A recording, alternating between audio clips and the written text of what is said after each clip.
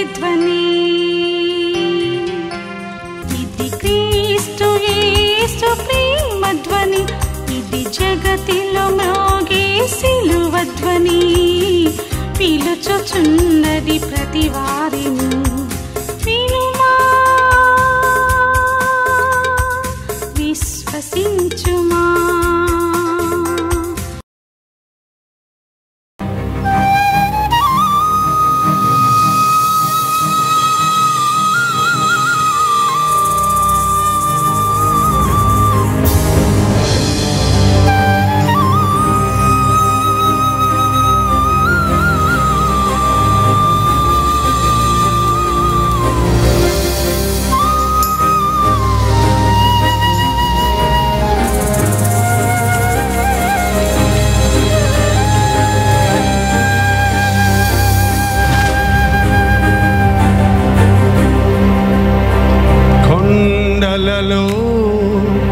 లోయలలో అడవులలో ఎడారులలో నన్ను గమనించినావా,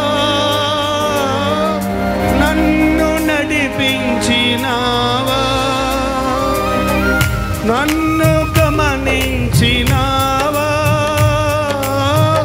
నన్ను నడిపించినావా. యేసయ్యా యేసయ్యా యేసయ్యా యేసయ్యా,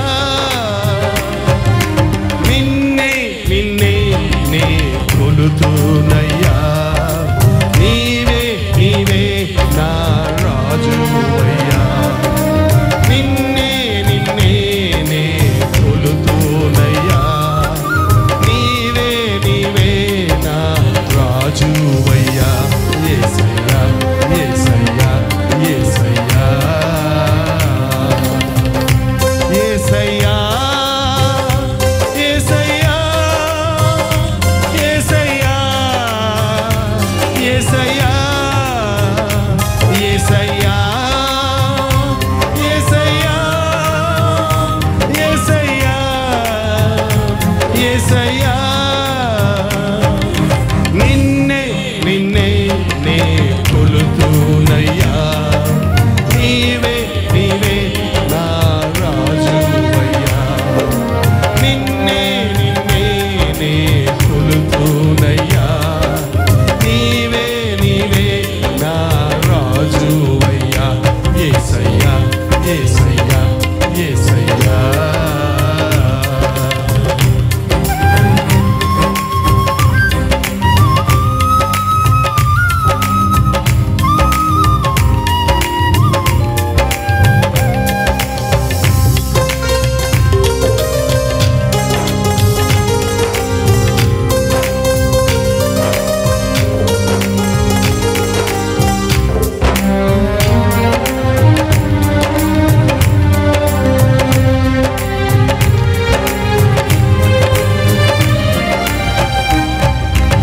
ఆత్మీయులే నన్ను అవమానించగా, అన్యులే నన్ను అపహసించగా,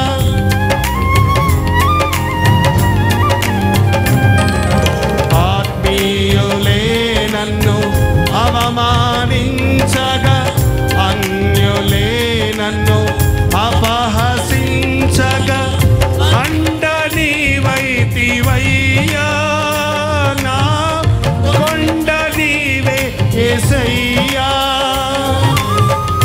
అండ నీవైతివయ్యా, నా కొండ నీవే యేసయ్యా. యేసయ్యా యేసయ్యా, అందరు పాడాలండి. యేసయ్యా యేసయ్యా, నిన్నే నిన్నే నే కొలుతున్నయ్యా. నీవే నీవే నా రాజువయ్యా, నిన్నే నిన్నే నే కొలుతున్నయ్యా. నీవే నీవే నా రాజువయ్యా.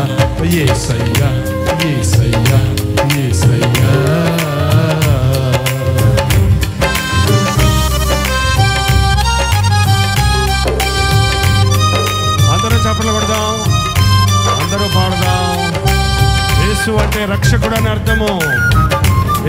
అని పిలిస్తే మన ప్రార్థన వినే దేవుడు, మనల్ని రక్షించే దేవుడు, మనకు జవాబిచ్చే ప్రభు, మనం ఎక్కడున్నా మనల్ని చూసే ప్రభు.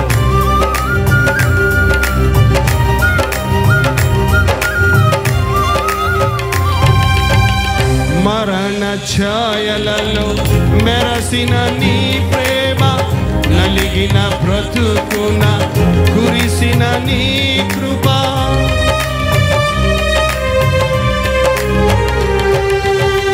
మరణ ఛాయలలో మెరసిన నీ ప్రేమ, నలిగిన బ్రతుకున కురిసిన నీ కృప, నన్ను బలపరచెనయ్యా, నిన్నే కనపరతునయ్యా, నన్ను బలపరచెనయ్యా, నిన్నే కనపరతునయ్యా. యేసయ్యా పాడాలి, యేసయ్యా యేసయ్యా యేసయ్యా,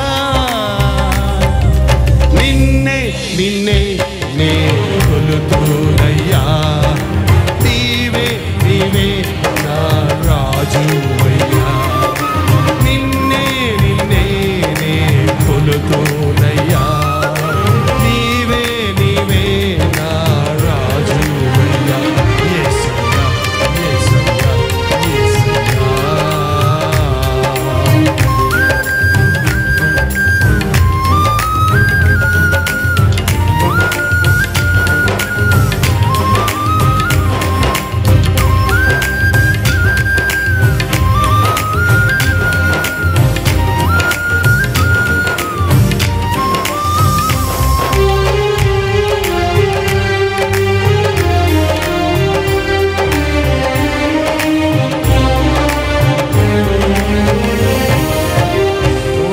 వంచనవంతెన ఒరిగిన భారాన మొసగక విసిరిన విసిరే కెరటాన,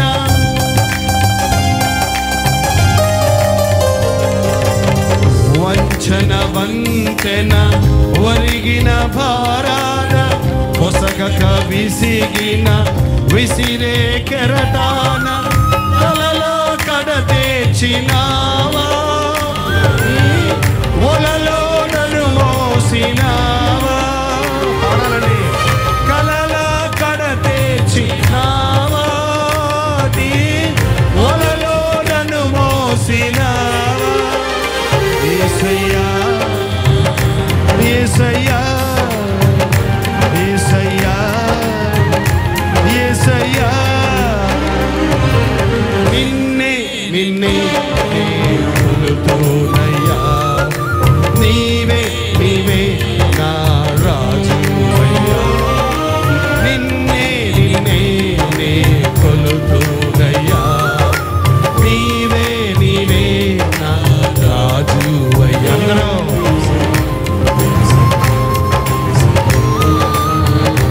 యేసయ్యా యేసయ్యా యేసయ్యా యేసయ్యా యేసయ్యా యేసయ్యా యేసయ్యా యేసయ్యా, నిన్నే నిన్నే నే కొలుతునయ్యా, నీవే నీవే నా రాజువయ్యా, నిన్నే నిన్నే నే కొలుతువయ్యా, నీవే నీవే నా రాజువయ్యా. యేసయ్యా యేసయ్యా యేసయ్యా.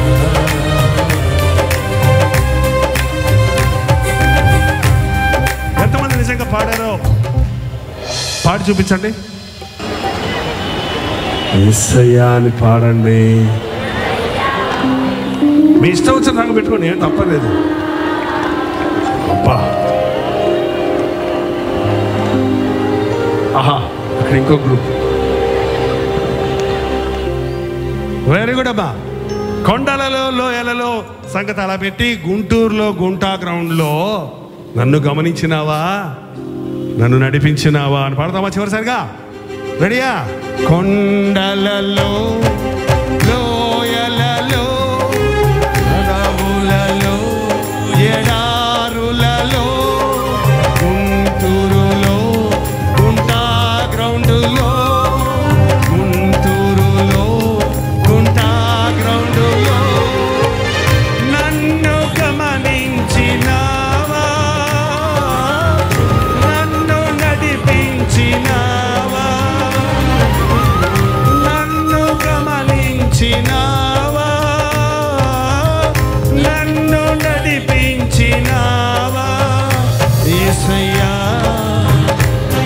యేసయ్యా యేసయ్యా యేసయ్యా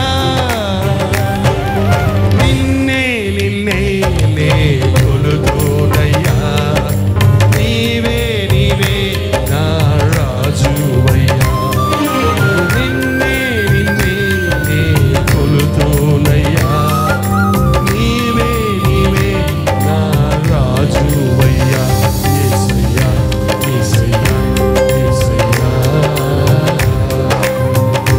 యేసయ్యా యేసయ్యా యేసయ్యా యేసయ్యా యేసయ్యా యేసయ్యా యేసయ్యా యేసయ్యా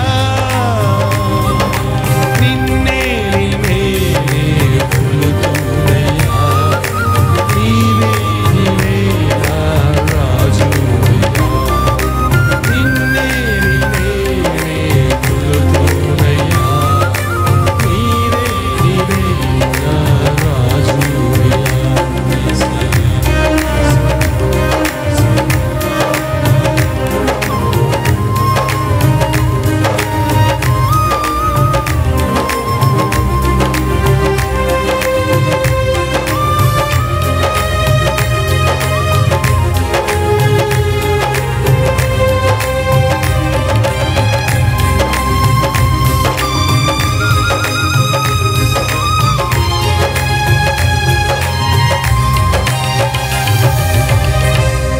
దేవుని స్తోత్రం.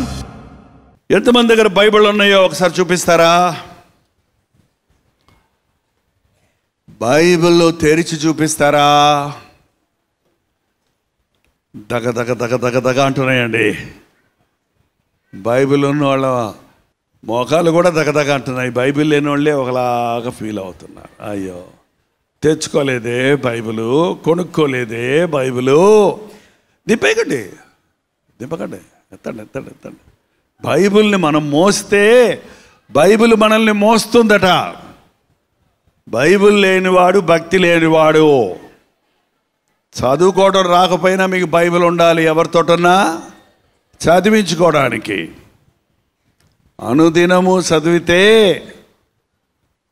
దొంగ పాస్టర్లు చాలామంది బయలుదేరారు. ఇప్పుడు అబద్ధ బోధలు అనేకమైనవి వచ్చాయి.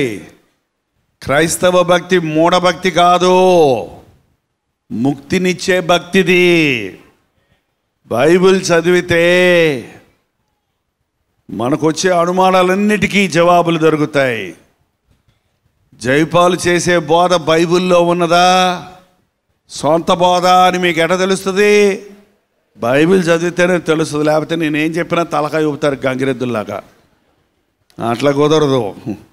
బెరయా సంఘస్థులు పౌలు శీలలు వంటి భక్తులు వెళ్ళి బోధిస్తే వాళ్ళు చెప్పినవి లేఖనాల్లో ఉన్నవో లేదోనని చదివి గ్రహించి కానీ నమ్మేవాళ్ళు కాదట.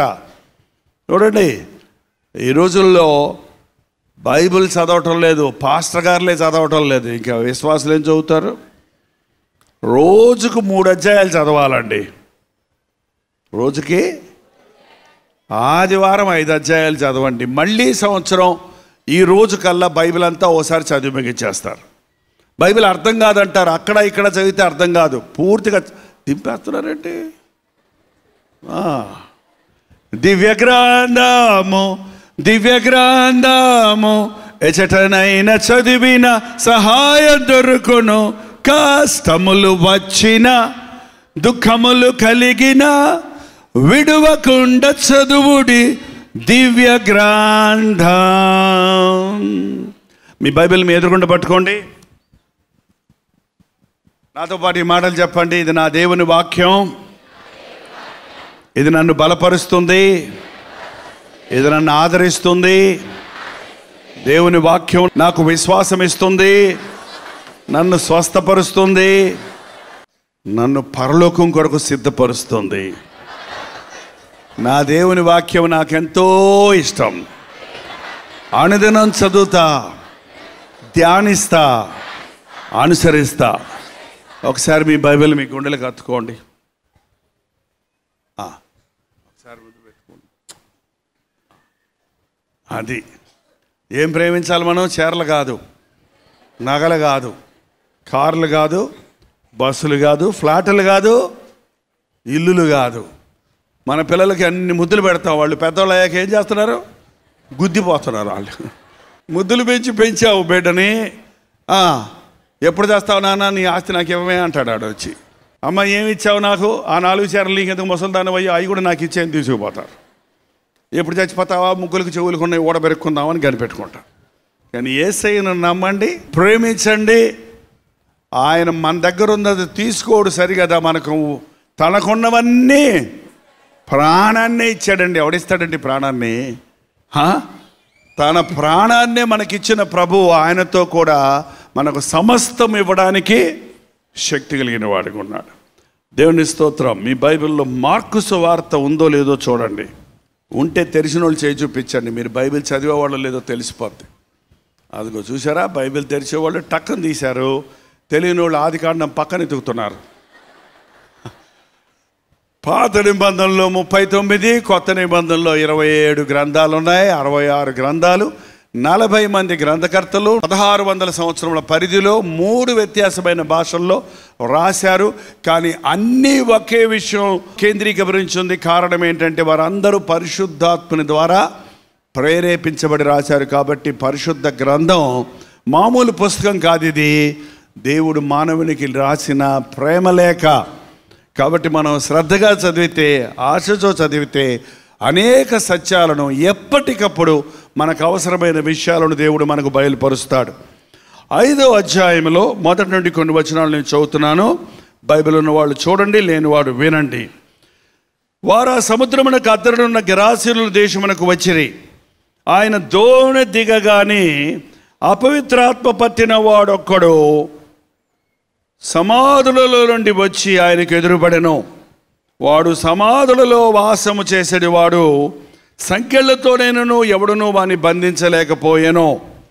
యేసుక్రీస్తు దోణి దిగగానే, యేసు ప్రభు ఎప్పుడు కారెక్కలేదండి, విమానం ఎక్కలేదు, బస్సు ఎక్కలేదు.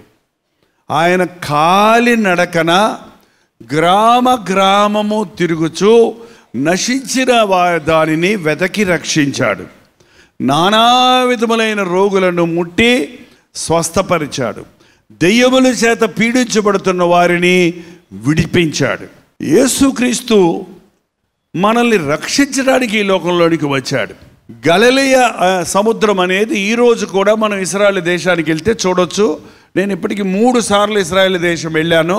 ఆ గలిలయ సముద్రంలో యేసు ప్రభు పయనించిన ఆ సముద్ర తీరాలన్నీ చూసినప్పుడు నాకు ఆశ్చర్యం వేసింది. బెత్సయిదా, గెరాసేనా, 5 రొట్టెలు 2 చేపలు విడిచి పంచిన కొండ, అలాగే కపెర్నహూము, ఆ ప్రాంతాలన్నీ కూడా ఇంచుమించు దగ్గరగానే ఉన్నాయి. ఆ గలిలయ సముద్రంలో ఈ మూల నుండి ఆ మూలకు వెళ్ళాలంటే ఆ రోజుల్లో స్టీమర్లు లేవు, ఓడలు లేవు. చిన్న దోణి ఎక్కి ఆ దోణిలో ఈ మూల నుంచి ఆ మూలకి ప్రయాణం చేసేవాడు. అలాగూ ఆయన బెత్సయిదాలో పుట్టుగుడ్డివాడికి కళ్ళిచ్చాడు. అలాగే 5 రొట్టెలు 2 చేపలు అనే అద్భుతాన్ని జరిగించాడు. మొదటిసారిగా గెరాసేనా అనే ఊరికి వెళ్ళాడు. మీరు ఇన్ని ఊర్లు చెప్పారు చూడండి, అలాంటి ఊరుల్లో ఒక ఊరు పేరే గెరాసేనా. అది సముద్రపు ఒడ్డులో ఉంది. ఆ సముద్రములో ఆయన దోణి దిగగానే ఎవరు ఎదురొచ్చాడంట? సమాధుల్లో నుండి ఒకడు దిగంబరుడుగా కేకలేసుకుంటూ ఎదురుగుండా పరిగెత్తుకుంటూ వచ్చాడు. ఆ ఎడారిలో, ఆ యొక్క గ్రామంలో ఎవ్వరూ యేసుప్రభుకు తెలియదు. నేను ఇంతమంది ఉంటే కానీ మీటింగ్ రానంటుంటారు కొన్ని చోట్ల కొంతమంది పాస్టర్ గారులు. అక్కడ ఎవ్వరు లేరు. ఒక్కడి కోసం అంత దూరం వెళ్ళాడు యేసయ్య. మీకు తెలుసండి, ప్రభు మనల్ని ఒక్కొక్కరిని ప్రేమించేవాడు, ప్రతి ఒక్కరిని ప్రేమించేవాడు. ఈ రోజున చాలామంది నన్ను ఎవరు అర్థం చేసుకోరు, నన్ను ఎవరు ప్రేమించరు, నాకెవరూ లేరు, నాకు సహాయం చేసేవారు లేరు, నా భర్త నన్ను విడిచిపెట్టేశాడు, నా తల్లిదండ్రులు నన్ను ఇంట్లోంచి తోసేశారు, నేను ఇప్పుడు ఎక్కడికి వెళ్ళాలండి, నేను నుయ్యో గొయ్యో చూసుకుందాం అనుకుంటున్నా, నేను ఆత్మహత్య చేసుకుందాం అనుకుంటున్నాను. ఎంతోమంది సహోదరులు వచ్చి ప్రార్థన కోరుతుంటే నాకెంత బాధ కలుగుతుంటుంది. ఎంతమంది ఈ రోజున తల్లిదండ్రుల చేత విడవబడిన వారు, కట్టుకున్న భర్తను భార్య మీద జాలి దయ లేకుండా ప్రవర్తించేవారు, కన్న బిడ్డలు తల్లిదండ్రులను విడిచిపెట్టేవారు ఉంటున్నారు. ఈ గెరాసీనుల దేశంలో దెయ్యం పట్టినోడు ఒక్కడున్నాడు. అక్కడ వాడి స్థితి చూసి అందరూ విసిగిపోయారండి. వాళ్ళ తల్లిదండ్రులు కూడా వీడిక మారడు, వీడిక పనికిరాడు.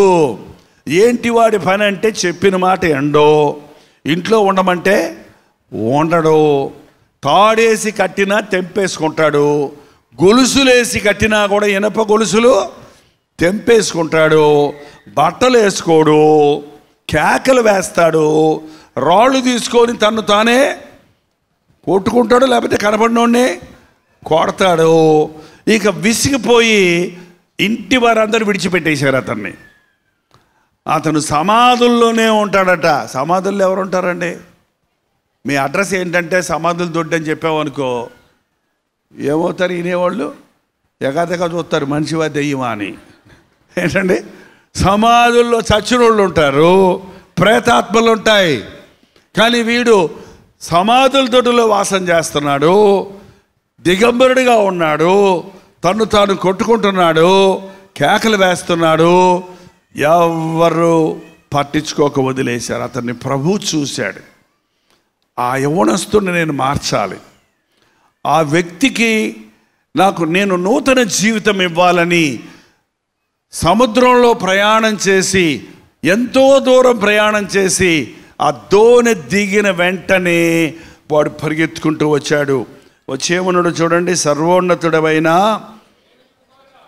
దేవుని కుమారుడా, నాతో నీకేమి, నన్ను బాధపరచకో. సర్వోన్నతుడైన దేవుని కుమారుడు యేసుప్రభు ఎవరండి? యేసుప్రభు ఎవరండి? అక్కడున్న చెప్పకండి, మీకు తెలిసిందేంటో చెప్పండి. యేసు ప్రభు ఎవరో తెలియకపోతే, నువ్వు ఆరాధించే దేవుడు ఎంత గొప్పోడో తెలియకపోతే నీ బతికెట్టుంటో చెప్పు. కాదు, మీ నాన్న ఎంత గొప్పోడో తెలిస్తే కదా దానికి తగిన దర్జాగా నీవు ఉంటావు. మీ తాతకు ఎంత పొలం ఉందో తెలిస్తే కదా నువ్వు ఎంత గొప్ప భూస్వామి ఎరుగుతావు. నువ్వు నమ్మిన దేవుడు ఎవరంటే నసుకుతారేంటండి? ఎవరైనా లోకరక్షకుడు, నా రక్షకుడు, నీ రక్షకుడు మాత్రమే కాదు, ఎవరికి? లోకమంతటికి రక్షకుడు ఎవరైనా, రాజులకు రాజు ఎవరైనా, ప్రభువులకు ప్రభు ఎవరైనా, విమోచకుడు, రక్షకుడు, పాపములు క్షమించేవాడు, మరణాన్ని జయించినవాడు, పాతాళాన్ని జయించినవాడు, మృత్యుంజయుడై లేచినవాడు, సజీవుడు. మరి యేసు ప్రభువుని ఆరాధిస్తున్న వాళ్ళు ఆయన్ని ఎలా పొగడాలి చెప్పండి? రోజున మనం దేవుణ్ణి ఎక్కువ స్మరిస్తాం లేదండి, మన బాధలు ఎక్కువ స్మరించుకుంటున్నాం. దేవుని గొప్పతనాన్ని స్మరిస్తుంటే నీ బాధలు చిన్నగా కనపడతాయి. నీ బాధలు, నాకు అప్పులు ఉన్నాయి, నాకు జబ్బులు ఉన్నాయి, మా అత్తగారు నన్ను తిట్టింది, పక్కింటి వాళ్ళు ఇట్లా చూశారు నన్ను, మా అబ్బాయి ఏమో నా చేతిలో ఉన్న డబ్బులు లాక్కుపోయాడు, మాకు ఏవన్నీ కష్టాలే, పంటలు లేవు, రాబడి లేదు, దగ్గు వస్తుందేమో, టీబీ ఏమో, నాకు జ్వరం వచ్చింది, ఏం ఫీవరో, ఏ ఆలోచించుకుంటాను వల్ల ఏమైపోయింది, నీకు కృంగిపోతా ఉన్నావు, ఉసూరుమంటుంది బ్రతుకు. జబ్బు వచ్చిందా, స్వస్థపరిచే యెహోవాను నేనే. బాధ వచ్చిందా, ఓదార్చువాడను నేనే. ఎవరు లేరా, నిన్ను ప్రేమించువాడను, ఆదరించువాడను నేనే, సహాయం చేయవాడను, చేయబెట్టుకొని నడిపించేవాడను, విడువని ఎడబాయని వాడను నేనే. నీ దేవుని గొప్పతనాన్ని రోజు పొగడడం నేర్చుకోండి. అది ఆరాధన అంటారు. ప్రార్థన అంటే మనకున్న బాధలన్నీ దేవుని దగ్గర చెప్పుకోవటం కాదు. ప్రార్థన అంటే మొదటగా ప్రభువు చేసిన మేళ్ళన్నీ తలంచుకోవాలి. నీ ప్రభువు ఎంత గొప్పవాడో ఎరిగి ఆయన్ని స్తుతించడమో నేర్చుకోవాలి. లేకపోతే నీ సమస్యలు నీకు ఎక్కువైపోతాయి. ప్రభువును స్తుతించేవాడిని సాతాను ముట్టలేడండి. దేవుని మీద సణిగి గొడిగేవాడి దగ్గర సాతాను నివాసమో చేస్తాడు. వీడు సాతానుల చేత పట్టబడ్డాడు. ఏం చేస్తున్నాడట? ఒక్కొక్క మాట చూద్దాం, తొందరగా చూడండి. ఎల్లప్పుడూ రాత్రింబగళ్ళు సమాధులలో కొండలలో కేకలు వేస్తున్నాడు. ఏం చేస్తున్నాడు? మనుషులు కేకలేస్తారా, మాట్లాడతారా? రంకెలు కేకలేసే ఏంటి? జంతువులు. మనుషులు మాట్లాడుకోవాలి. మీ ఇళ్లల్లో మీరు మాట్లాడుకుంటున్నారా, పోట్లాడుకుంటున్నారా? కొంతమంది ఇళ్లల్లో మాట్లాడుకోరు. ఏంటే అన్నం పెట్టని తిను, ఎక్కడికెళ్ళా నీకెందుకు, గయ్యి గయ్యి గయ్యి అంటుంటారు చూడండి. ఇంకా నోరిప్పితే కొంతమందికి పచ్చి బూతులు వచ్చేస్తాయి. బూతులు మాట్లాడేవాళ్ళు ఎక్కడుంటే ఈ రోజునే మీ బూతులు ఆపేయండి, లేకపోతే మీ నాలుకలు కోసేస్తాడట దేవుడు. బెంకములాడు వారి నాలుకలైనా బూతు మాటలు ఆడకూడదండి దేవుని బిడ్డలు. బూతులైనను, సరసోక్తులైనను, ఒట్టి మాటలైనను, గుసగుసలైనను, సణుగుడైనను, గొణుగుడైనను మన నోట గొణుగుడు నీకులోకి వస్తుందంటే అది సాతాను యొక్క ప్రభావం అన్న సంగతి గుర్తించాలి. ప్రేమగా మాట్లాడుకోవడం నేర్చుకోండి. మీ బిడ్డలతో ప్రేమగా మాట్లాడితే మీ బిడ్డలు తిరుగుబాటుదారులుగా మారరండి. మీ యవనస్తులైన బిడ్డల్ని ఊరికి తిడుతుంటే, కొడుతుంటే వాళ్ళు ఇల్లు వదిలిపెట్టి వెళ్ళిపోతున్నారు ఈ రోజున. నువ్వు వాళ్ళని చేరదీయటం లేదు కాబట్టి వాళ్ళు నిన్ను వదిలిపెట్టినప్పుడు సాతాను వారిని చేరదీసి మత్తుమందులు, సారాయి, సినిమాలు, పనికి మాలిన పాపాలకి వాళ్ళకి చోటిస్తుంది. కేకలు వేయొద్దు దేవుని బిడ్డలం. ఏం చేయాలి? మెల్లగా మాట్లాడాలి, చక్కగా మాట్లాడాలి, ప్రేమగా మాట్లాడాలి. మన నోట ఉప్పు వేసినట్లు కృపాసహితమైన మాటలు ఉండాలి. రెండోది ఏం చేశాడు చెప్పండి? రాళ్లతో తన్ను తాను కొట్టుకుంటున్నాడంట. రాయి తీసుకొని కొట్టుకుంటున్నాడంట. రాయి తీసుకొని నీవే కొట్టుకుంటే ఏమవుతాయి? రక్తాలు గారుతాయి, గాయాలు అవుతాయి. తన్ను తానే నాశనం చేసుకుంటున్నాడు. సిగరెట్లు తాగేవాడు, బీడీలు తాగేవాడు, చుట్టలు తాగేవాళ్ళు, పాన్ పరాకు ఏంటంటే వీటికి బానిసలు అయిపోయేవాడు ఏం చేస్తున్నాడంటే దేవుడిచ్చిన చక్కటి శరీరాన్ని గాయపరుచుకుంటున్నాడు. ఎంతమంది ఈ రోజున క్యాన్సర్ పేషెంట్స్ మారుతున్నారు, ఊపిరితిత్తులు చెడిపోతున్నాయి, కిడ్నీలు చెడిపోతున్నాయి, శరీరములో అవయవాలన్నీ పాడైపోతున్నాయి. కారణం నీ పాపములే మీకు మేలు కరగకుండా పోవడానికి కారణమవుతున్నాయి.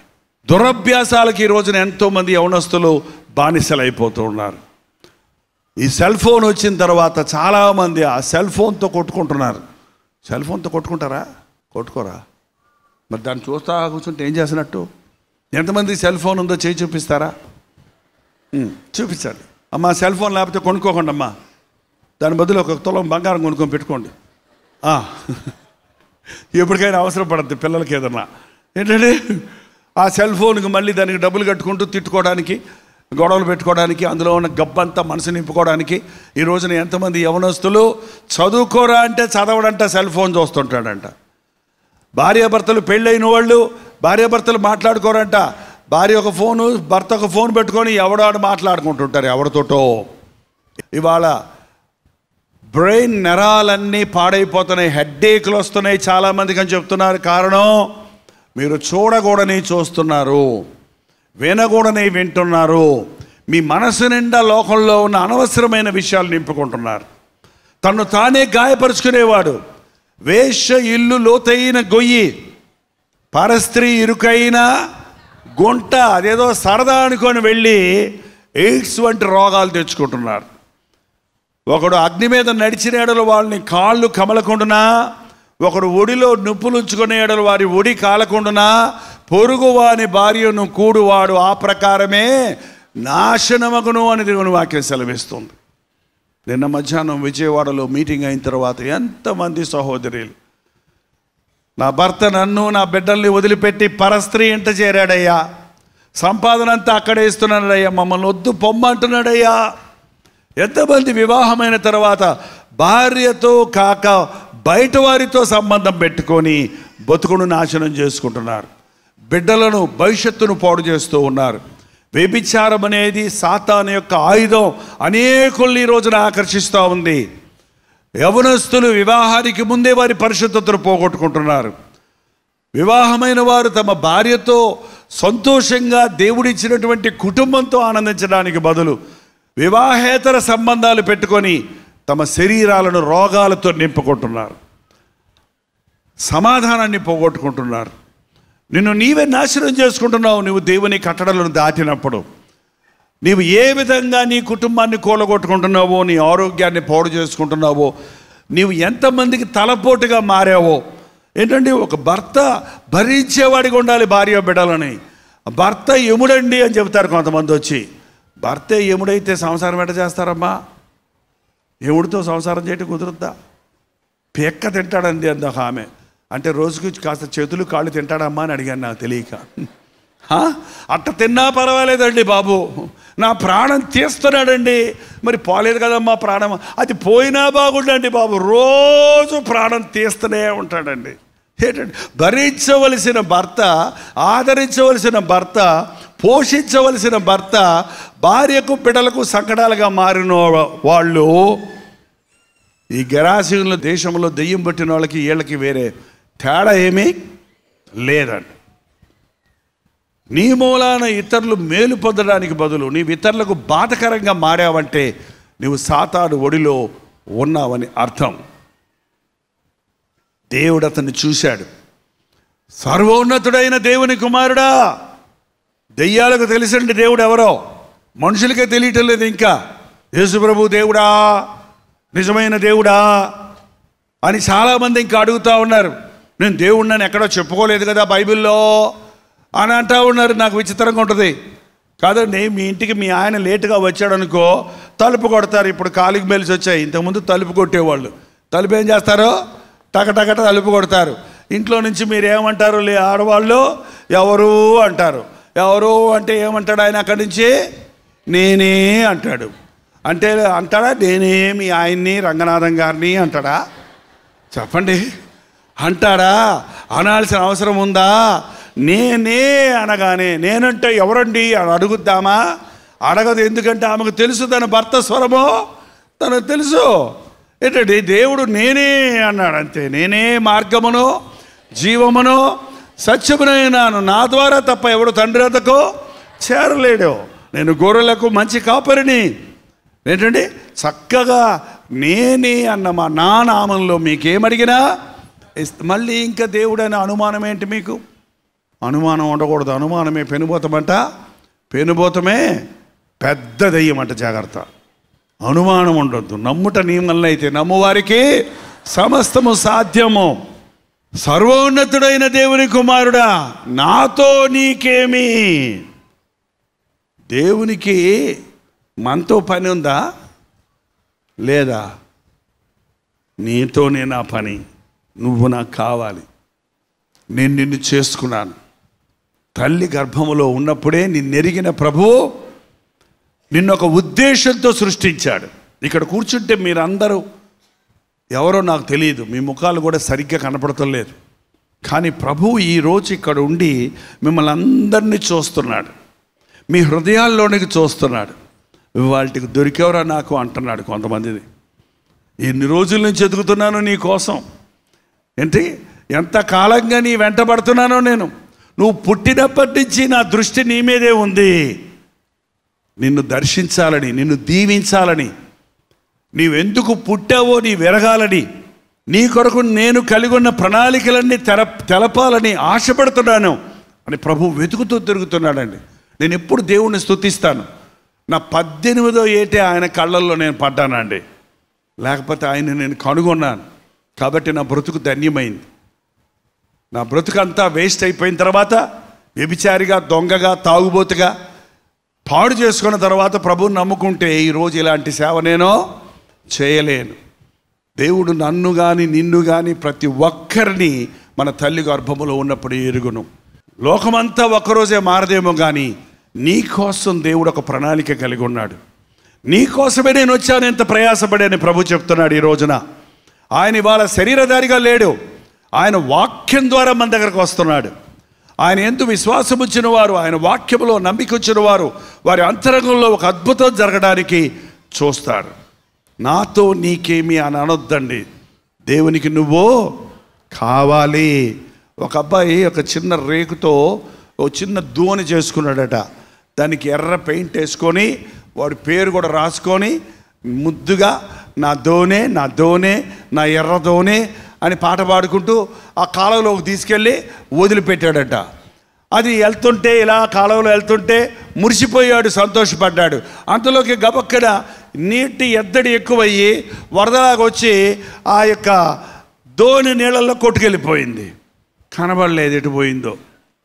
ఈ చిన్న దోణి కనబడకపోతే ఆ గట్టుని నిలబడి నా దోణి, నేను ప్రేమించిన నా దోణి, నేను చేసుకున్న నా దోణి, నా పేరు పెట్టుకున్న నా దోణి అని ఏడ్చింటికి వెళ్ళిపోయాడు.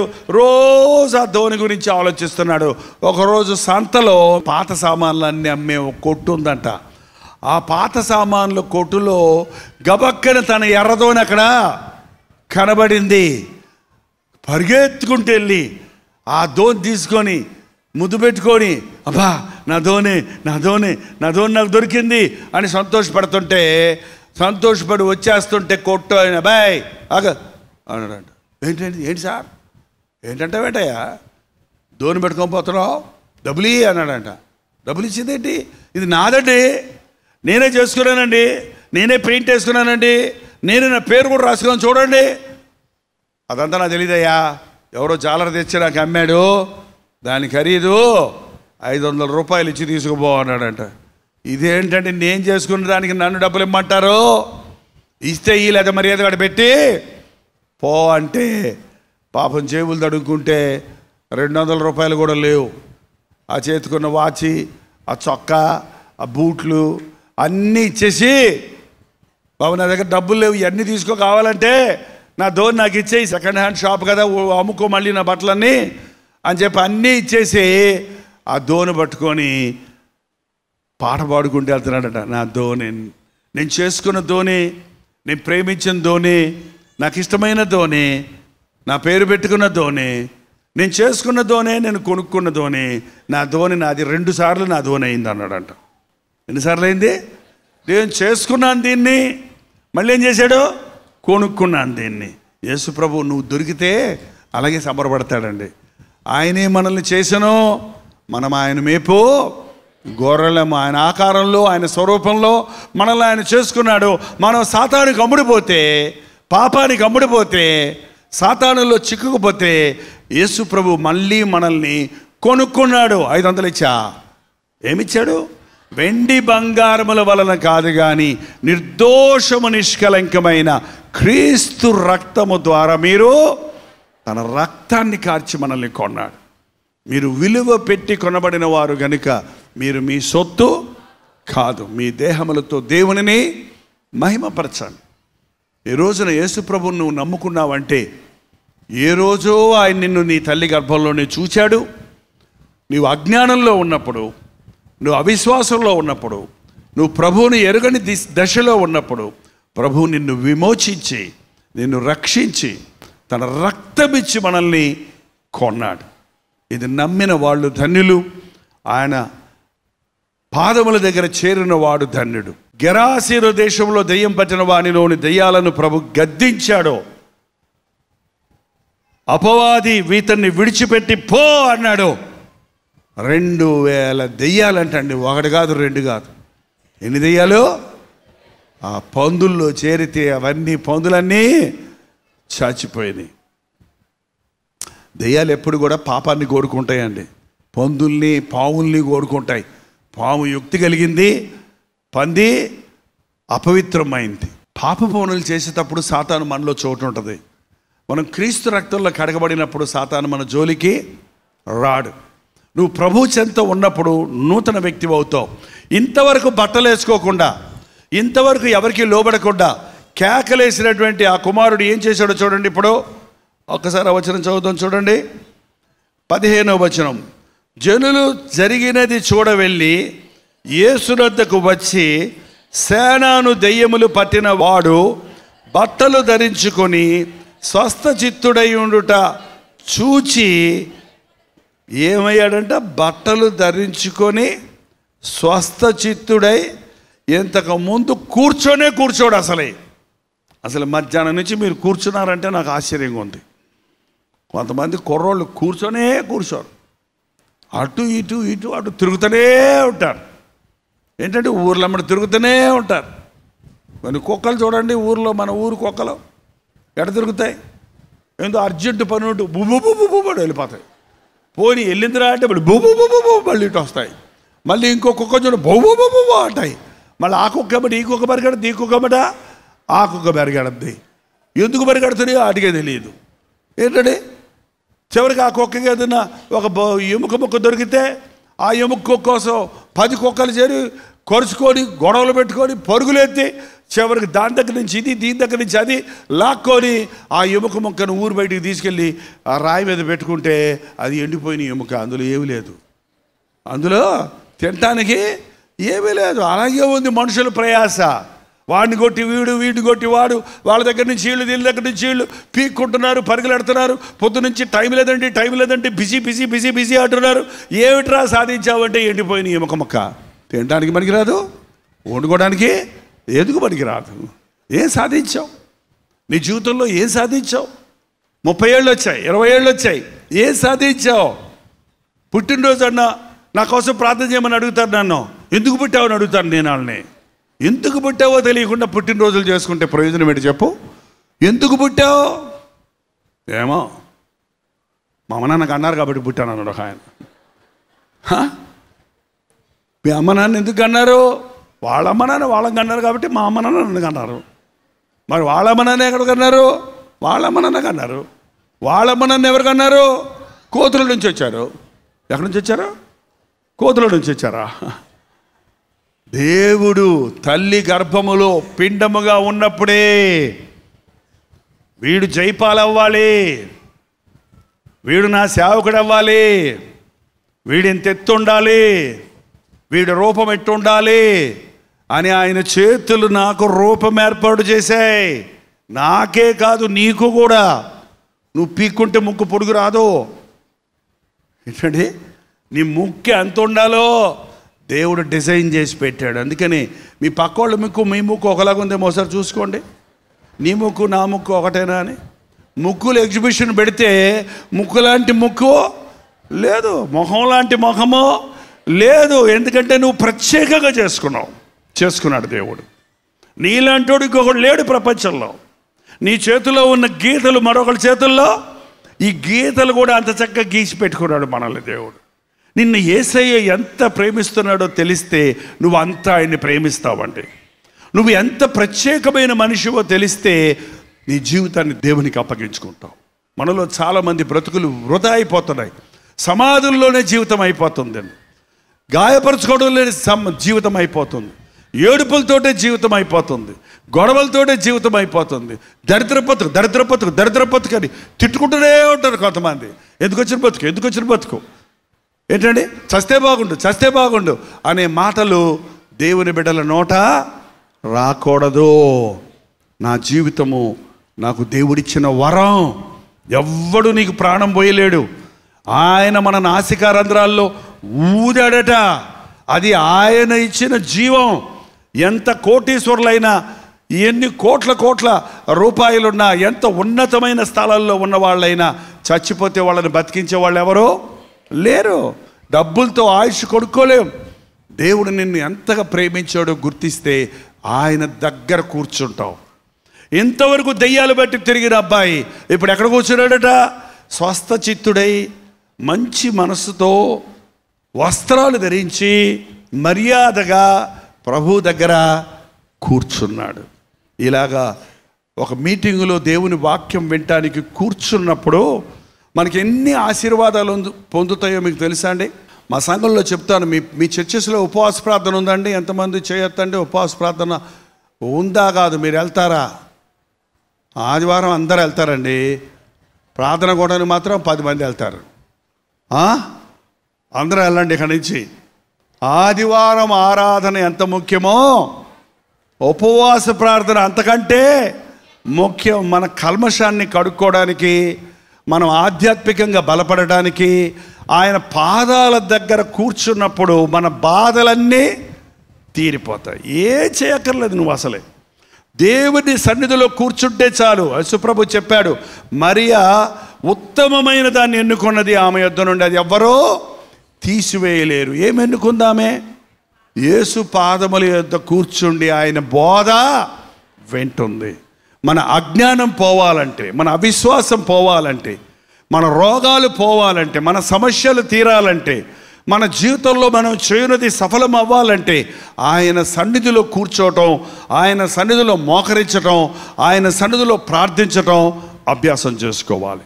మరి ఇంట్లో చేస్తారా అది?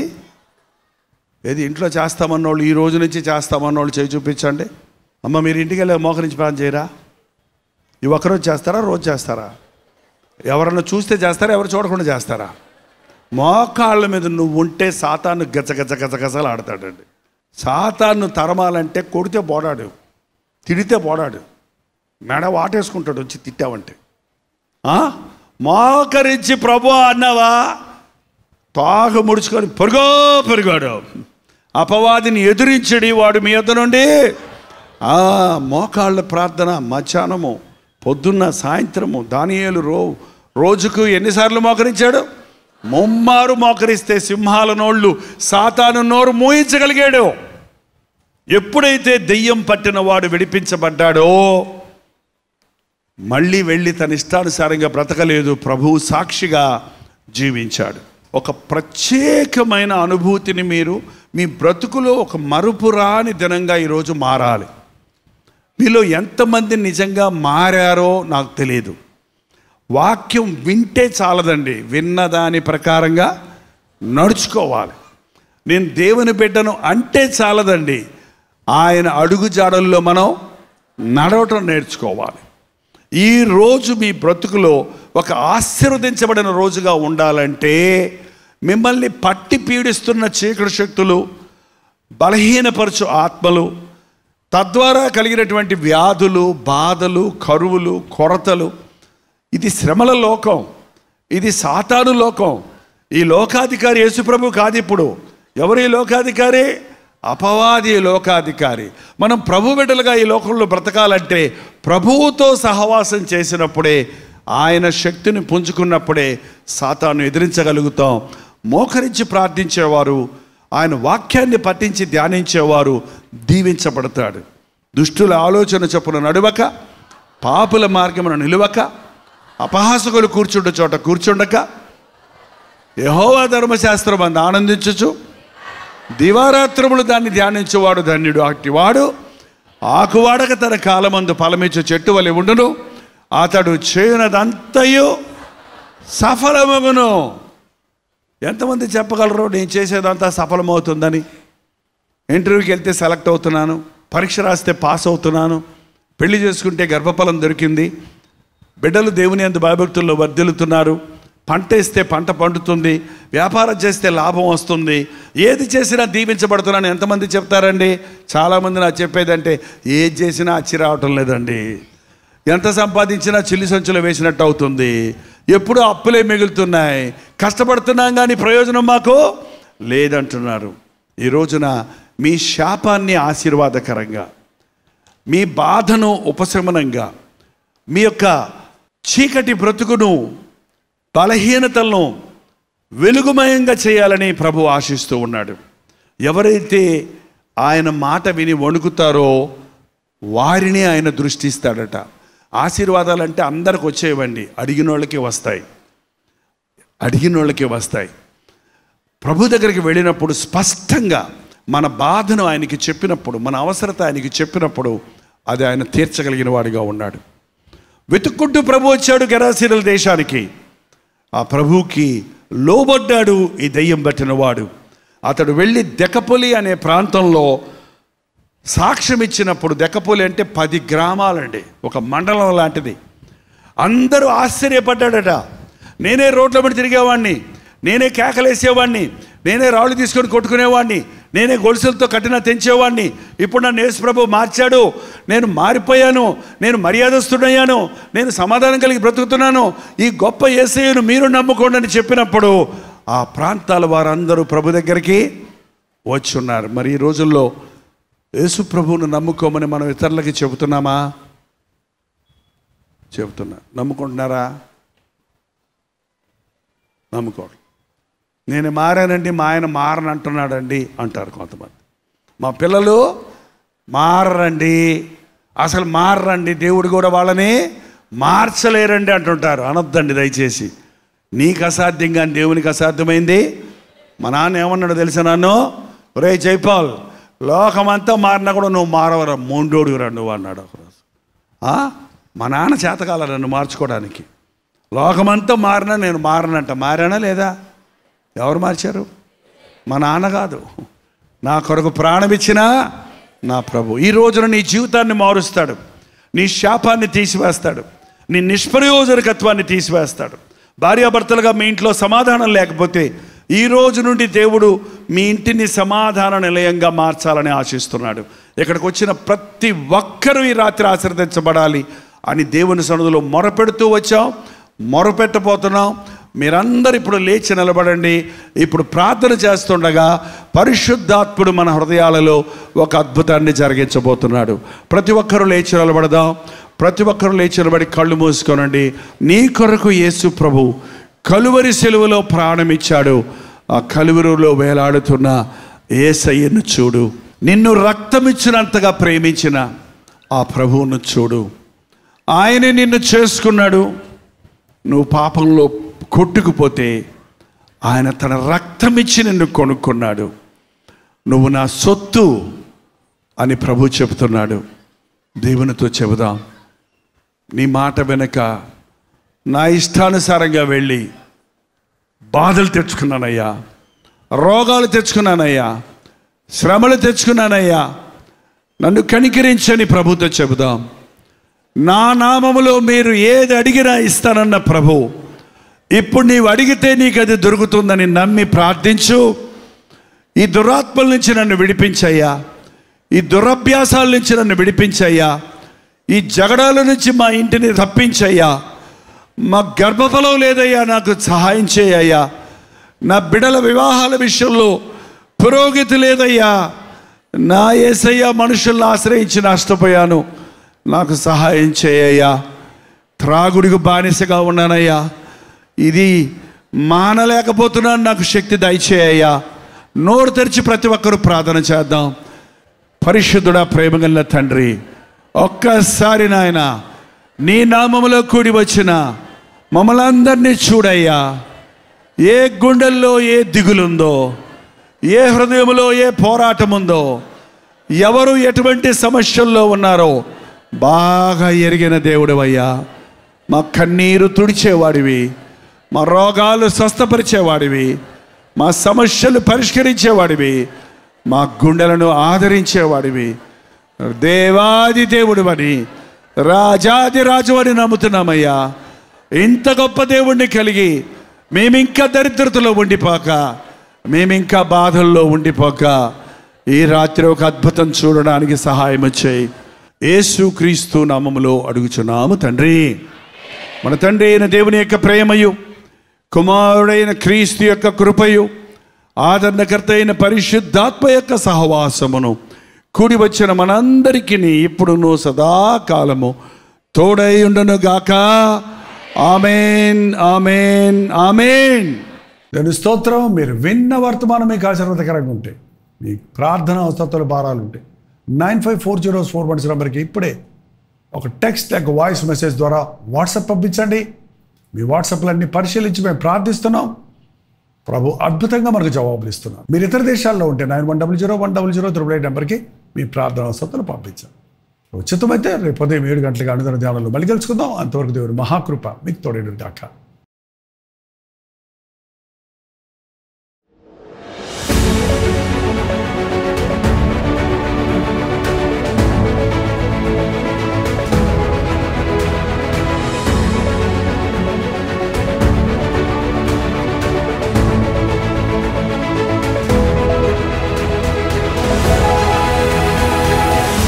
హల్లెలూయా. దేవునికి స్తోత్రం. బెంగుళూరు పరిసర ప్రాంతాల్లో ఉన్న వారికి శుభవార్త. ప్రతిరోజు కల్వరి ప్రతిధ్వని సోషల్ మీడియా ద్వారా దేవుని వాక్యం వింటున్న వారికి, కల్వరి దర్శనం టీవీ ప్రోగ్రామ్స్ ఆలకిస్తున్న వారికి, కల్వరి ప్రేమధార పాఠకుల కొరకు ప్రత్యేకమైన 1 డే గెట్ టుగెదర్ను బెంగళూరులో ఈ నెల ఫిబ్రవరి 15వ తారీఖున మధ్యాహ్నం 2 గంటల నుంచి 5 గంటల వరకు, 6 గంటల నుంచి 10 గంటల వరకు 2 సెషన్స్గా ఏర్పాటు చేస్తున్నాం. ఇది హాలిడే కాకపోయినా మీరందరూ వస్తారని, మనందరము కలిసి దేవుడు చేసిన మేలు తలంచి ఆయన స్తుతించుటకు, మిమ్మల్ని ముఖాముఖిగా చూసి మీ కొరకు ప్రార్థించుటకు ఎంతో ప్రార్థనాపూర్వకంగా మేము బెంగళూరు వస్తున్నాం. మీరు రండి, పాల్గొనండి, దైవాశీస్సులు పొందండి. చిరునామా గమనించండి. గుండూరావు ఆడిటోరియం, నియర్ మంత్రి మాల్, శేషాద్రిపురం, బెంగళూరు.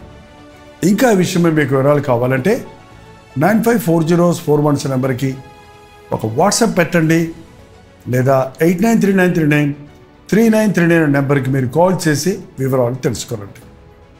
గుర్తుపెట్టుకోండి, ఫిబ్రవరి 15వ తారీఖున మధ్యాహ్నం 2 గంటల నుంచి 5 గంటల వరకు, 6 గంటల నుంచి 10 గంటల వరకు బెంగళూరులోని గుండూరావు స్టేడియంలో 1 డే గెట్ టుగెదర్ను మీ కొరకు ఏర్పాటు చేస్తున్నాం. రండి, పాల్గొనండి, దైవాశీస్సులు పొందండి.